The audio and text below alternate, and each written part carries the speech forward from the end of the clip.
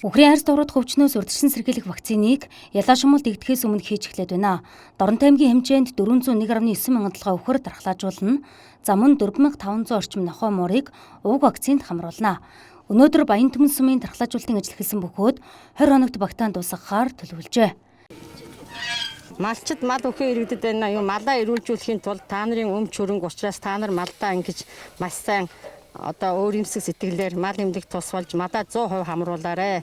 Энэ та нарт маш их ашигтай шүү л гэж хэлэх гээд байна. Тэгээд ерөөсөө энэ нэг үхрийг нэг зүгээр гэсэн учраас та нар байна. Юу би өөрөө зүгээ аваад ирэн 500 төгрөгийн үнэтэй та үхрийнхаа тоогоор 500 төгрөгөө тушаануул гэсэн ийм юу тавьж байгаа хүсэлт. За уг арьс дурууд хөвчний эсрэг вакцин нь Турк улсад үйлдвэрлэгдсэн бөгөөд нэг үхэрд нэг зүү гэсэн зарчмыг баримтлан тарих юм а. Вакцинд хамрагдсан үхрийг будаж тэмдэгжүүлэх юм байна.